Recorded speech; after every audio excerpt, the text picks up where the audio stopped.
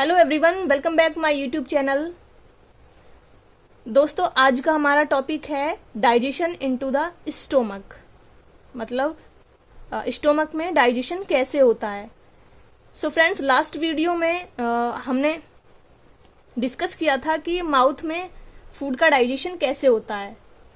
सो एक बार फिर से रिपीट कर देती हूँ कि जब हम माउथ में भोजन चबाते हैं, मैस्टिकेशन का प्रोसेस होता है बाय द टीथ, तो उसमें सलाइवा मिक्स हो जाती है जिसे बोलस कहते हैं, जिसमें कार्बोहाइड्रेट का डाइजेशन होता है। मतलब जो स्टार्च होता है यानी कि पॉलीसेकेराइड, उसका डाइजेशन होता है और वो ब्रेक डाउन हो जाता है डाइसेकेराइड में, यानी कि माल्टोज और डेक्स्ट्रिन्स में वो कन्वर्ट हो जाता है। मतलब कार्बोहाइड्रेट डाइजेस्ट हो जाता है इनटू द माल्टोज एंड डेक्स्ट्रिन्स में, एंड उसके बाद बोलस ईसोफेगस से होता हुआ स्टोमक में एंटर करता है। ये ईसोफेगस है, ईसोफेगस से होता हुआ स्टोमक में एंटर करता है बाय द पेरिस्टालसिस मोमेंट। अब क्योंकि माउथ में पूरी तरह से डाइजेशन नहीं हो पाता, केवल 30% ही फूड जो होता है वो डाइजेस्ट हो पाता है। सो नेक्स्ट डाइजेशन के लिए, मतलब जो बोलस होता है, जो फूड होता है, उसके नेक्स्ट डाइजेशन के लिए जो बोलस होता है वो स्टोमक में एंटर करता है। सो फ्रेंड्स, यहाँ पर हम डिस्कस करेंगे कि स्टोमक में फूड का यानी कि बोलस का डाइजेशन कैसे होता है। तो यहाँ पर आप देख सकते हैं कि जो स्टोमक है वो ईसोफेगस एंड स्मॉल इंटेस्टाइन के बीच का पार्ट होता है जो जे शेप का होता है। यहाँ पर आप देख सकते हैं जे शेप का होता है। स्टोमक में फूड कितने टाइम तक रह सकता है, तो वो होता है 2 से 4 घंटे तक इसमें स्टोर रह सकता है।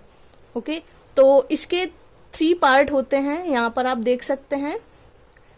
ये फर्स्ट ऑफ ऑल यहाँ पर आप देख सकते हैं, ये फंडस होता है, ये फर्स्ट अपर पार्ट होता है स्टोमक का, एंड सेकेंड पार्ट होता है बॉडी, ये मिडल पार्ट होता है स्टोमक का, एंड लास्ट और लोअर पार्ट होता है पाइलोरिक।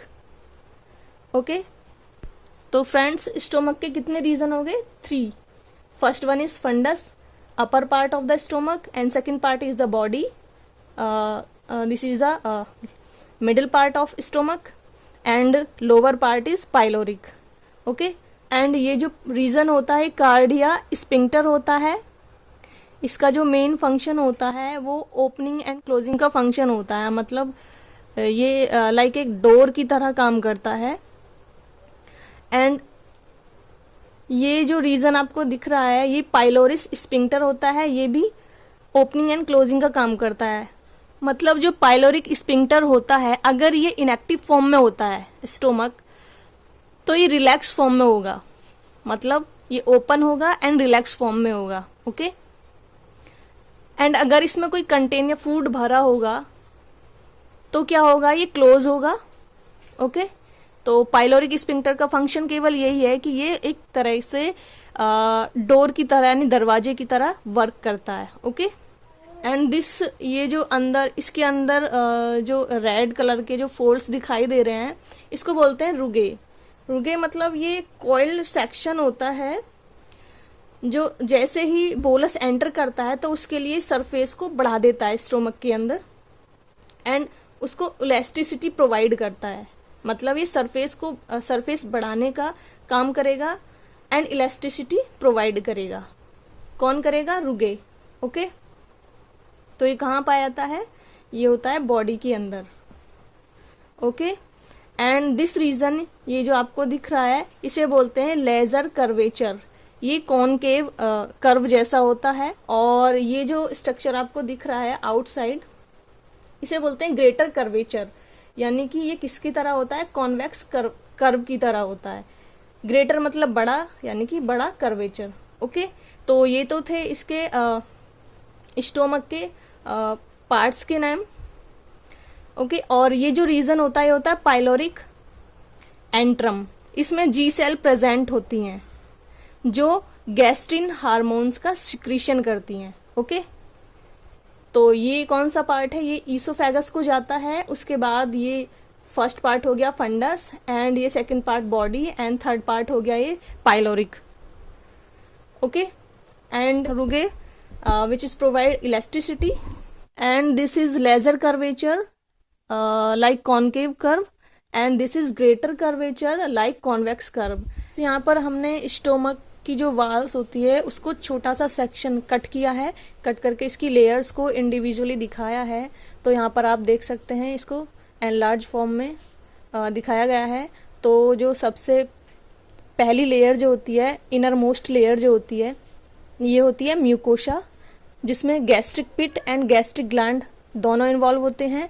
सेकंड लेयर है सब म्यूकोशा, जिसमें ब्लड वेसल्स यानी कि ब्लड की सप्लाई होती है। थर्ड है मस्कुलेरिस लेयर। मस्कुलेरिस में 3 लेयर्स होती हैं, एक होती है ऑब्लिक्यू, सेकंड है सर्कुलर एंड थर्ड है लॉन्गिट्यूडनल। ये 3 लेयर्स किसमें होती है? मस्कुलेरिस में। ओके, और लास्ट वन है सिरोसा लेयर, जिसमें कनेक्टिव टिश्यूज इन्वॉल्व होते हैं। ओके, ये सबसे लास्ट और आउटर मोस्ट लेयर होती है। ओके, ये सबसे ऊपर वाली लेयर कौन सी होती है? सिरोसा। ओके, तो ये जो म्यूकोसा लेयर होती है, इसमें जो गैस्ट्रिक ग्लैंड है इसमें छोटा सा कट करके एनलार्ज फॉर्म में दिखाया है। तो यहाँ पर आप देख सकते हैं यहाँ पे 2 अलग अलग टाइप की सेल्स यहाँ पर प्रेजेंट हैं। तो आपको ये ब्लैक कलर की जो सेल्स दिखाई दे रही हैं, ये पेराइटल सेल होती हैं जो HCl का सिक्रीशन करती हैं। ओके, और जिसकी pH वैल्यू होती है 1.5 से 2.5। ओके, यानी कि हाईली एसिडिक होता है। और ये रेड कलर की जो सेल्स हैं, ये चीफ सेल्स होती हैं जो सिक्रीशन करती हैं पेप्सिनोजन का, और जो पेप्सिनोजन होता है ये इनएक्टिव फॉर्म में होता है। ओके, सो फ्रेंड्स, अब बात करते हैं डाइजेशन की। डाइजेशन कैसे होता है? तो आप यहाँ देख सकते हैं जो जी सेल होती हैं, जी सेल अभी मैंने आपको बताया था कि जी सेल कहाँ पर होती हैं? पाइलोरिक एंट्रम में प्रेजेंट होती हैं। ये क्या करती हैं? ये गैस्ट्रिन हार्मोन्स का सिक्रीशन करती हैं। किसका सिक्रीशन करती हैं ये? गैस्ट्रिन हार्मोन्स का। गैस्ट्रिन पेप्टाइड हार्मोन होता है। ओके, और ये क्या करता है? ये इंड्यूस करता है गैस्ट्रिक ग्लैंड को। गैस्ट्रिक ग्लैंड कहाँ पर है?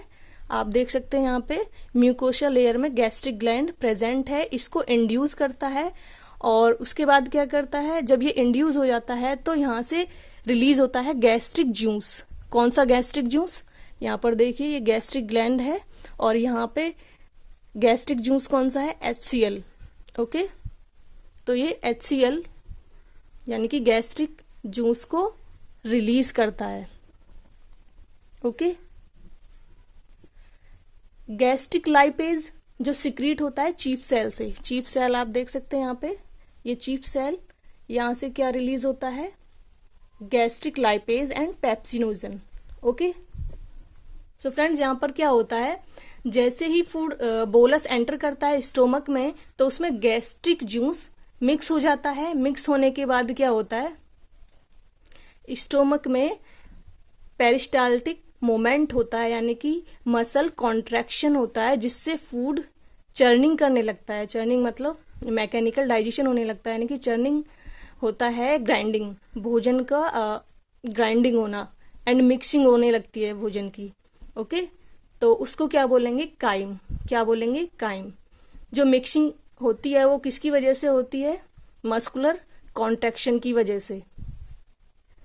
तो फूड जैसे ही मिक्स होता है,